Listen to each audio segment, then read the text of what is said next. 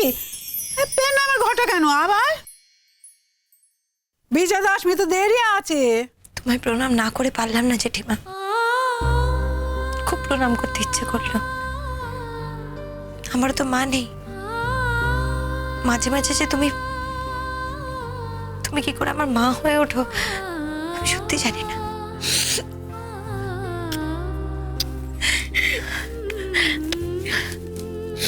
যাও দেখি, যাও যাও যাও, এই অসময় চোখে জল মোটে ভালো লাগে।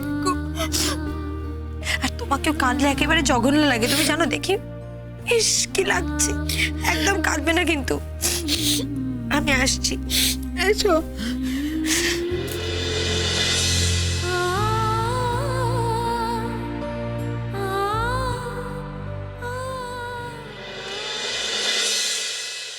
কথা বলনি তুমি আগে?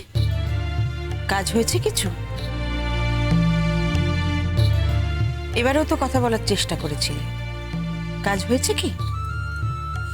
ছাড়ো না পিসিমণি,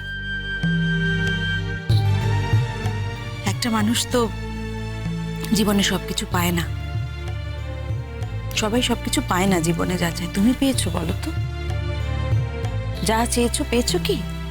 পাওনি তো, তাও তো কাটিয়ে দিচ্ছ জীবনটা। আমিও দেব, আমি তো এইভাবেই মানিয়ে নিয়েছি, এই জীবনটাতেই অভ্যস্ত হয়ে গেছি। দেখো 20 বছর আগে যে ঘটনাটা ঘটার কথা ছিল সেটা 20 বছর পরে ঘটলে সময়টা কতটা কমে যায় ভাবো একবার। কি লাভ বলো সব ঝামেলা গিয়ে? তার থেকে এই তো বেশ আছি। প্রতিদিন সকালে ঘুম থেকে উঠছি, তারপর বাড়ির কাজ করছি, তারপর তৈরি হয়ে অফিস যাচ্ছি। অফিসে সারাদিন খাটনির পর ক্লান্ত পায়ে বাড়ি ফিরছি, ফিরে খেয়ে দিয়ে ঘুমিয়ে পড়ছি, আবার পরের দিনের জন্য তৈরি হচ্ছি। কোনো আশা নেই, আকাঙ্ক্ষা নেই। এই জীবনটাতেই তো মানিয়ে নিয়েছি এতগুলো বছর। তোমরা শুধু শুধু আমায় নিয়ে ভাবছো। দেখ কলি, শুধু তোর ভালোর জন্যে নয়, তোর মার ভালোর জন্য আমি এসেছিলাম তোর কাছে। এক্স্যাক্টলি। আর এক না একদিন তো জেঠিমা এই পৃথিবী ছেড়ে চলে যাবে, সেদিন তার কষ্ট হবে। আর সেদিনকার তার কষ্টটা কিন্তু আজকের থেকে অনেক বেশি মর্মান্তিক হবে। আমার মায়ের কিচ্ছু খারাপ লাগবে না রনু, তাহলে তোরা চিনতে পারিসনি আমার মাকে। আমি একমাত্র জানি, চিনি আমার মাকে।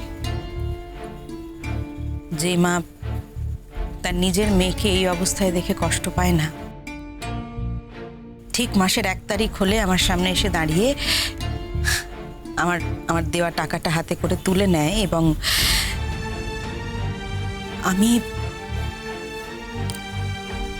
আমি ভালো নেই, আমি আমার পছন্দের ছেলেকে বিয়ে করে সুখী নেই, এসব নিয়ে আমার মার মাথা ঘামানোর মতো কোনো অবস্থা নেই। সত্যি বলছি, তোরা শুধু শুধু শুধু শুধু আমাকে নিয়ে ভাবছিস। কলিদি, তোকে কি আবার এই একই কথাগুলো আমায় বলতে হবে? এতক্ষণে তুমি কোথায় ছিলে? জেঠিমার ঘরে। বধ করতে পারলি না তো, কিন্তু তুই হাল ছাড়বি না আমি জানি। আমি কি মনে করেছিলাম জানিস, যে এইবার কলি রুখে দাঁড়াবে। একবার যদি কেউ ওর বাধাটা ভেঙে দিতে পারত, তাহলে সারা জীবনের মতো আর কাউকে বাধা দিত না। কেউ ওর মাথাটা তো ভাঙেনি, সবাই সবটা মেনে নিয়েছে। সেই জন্য সাহসটা পায়, জোরটা পায়। তা কি বললো জেঠিমা শেষ পর্যন্ত? রাজি হলো না তো? তোমরা সবকিছু এত তাড়াতাড়ি নিজের মতো করে ধরে নাও কেন বলো তো? তার মানে আরে তুই দেখছি নতুন কথা বলছিস। কি হলো বল না রে। শোনো, জেঠিমার কোনো অমত নেই।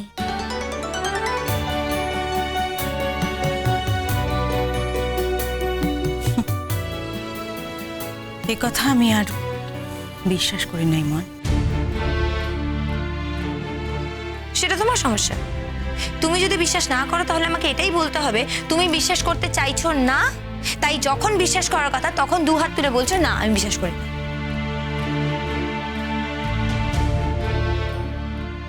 তুই গিয়ে আমার মাকে বললি আর আমার মা রাজি হয়ে গেল?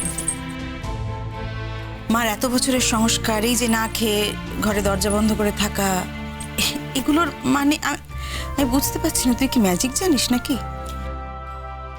না কলিদি, আমি কোনো ম্যাজিক জানি না, তবে হ্যাঁ আমি মানুষের বাইরেটা ছেড়ে মানুষের ভেতরটা দেখতে জানি। আমি এটা দেখতে জানি মানুষের দুর্বল জায়গাটা কোথায়। আমি এটা জানি যে মানুষের বাইরেটা যেমনই হোক না কেন ভেতরে ভালো মন্দ মেশানো অনেক কিছুই আছে, অনেক জায়গায় অনেক কাটাছেঁড়া আছে, আর সেই মন্দ থেকে ভালোটাকে টেনে বার করতে হয়। আমি শুধু সেটুকুই বের করেছি, ব্যাস, আর কিছু করিনি। দেখো জেঠিমা কিন্তু তোমার মা, তোমার ভালোই চাই, সারা জীবন এটাই চেয়ে এসেছে। আগে যেটা হয়ে এসেছে সেটা ঘটনাচক্রে, সেটা একটা ঘটনা, সেটা ঘটে গেছে। তারপরে যে তোমার খারাপ চাই তা তো নয়। আমার মা আমার জন্য কি চায় সেটা আমি তোর থেকে জানতে চাই না ইমন। এখন বরং থাক এসব কথা। তুমি যে বললে জেঠিমা নাকি মদ দিয়েছে, জেঠিমা মত দিয়েছে বলেই তো আমি এখানে এসেছি, নাহলে কি আসতাম? জেঠিমা আমাকে এটাই বলে পাঠিয়েছে যে ওই ছেলেটাকে যেভাবেই হোক আটকাতে হবে, কারণ দীপ্তদা দশমীর দিনই চলে যাচ্ছে।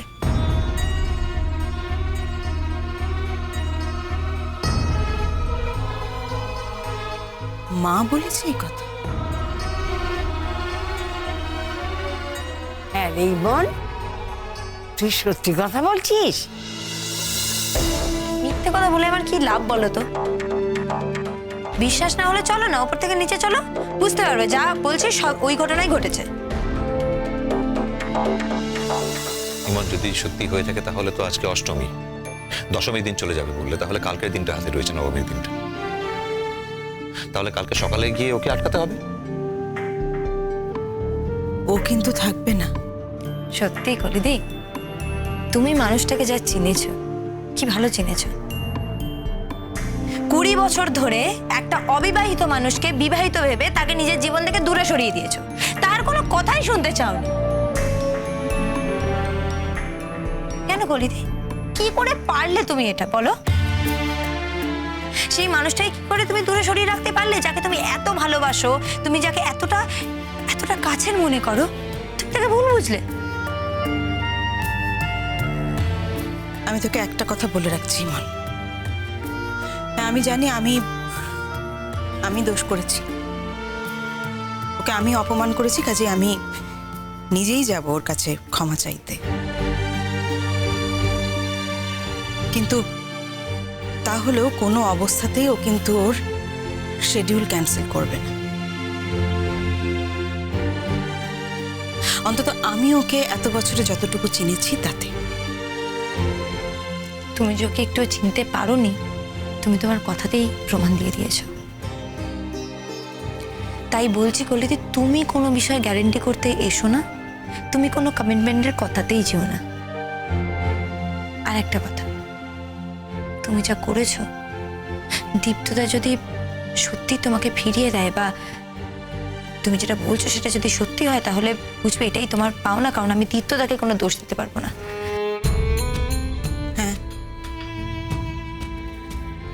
আমি জানি রেইমন, আমি জানি আমি চোট পেতেই যাচ্ছি, আরো আঘাত পেতে যাচ্ছি,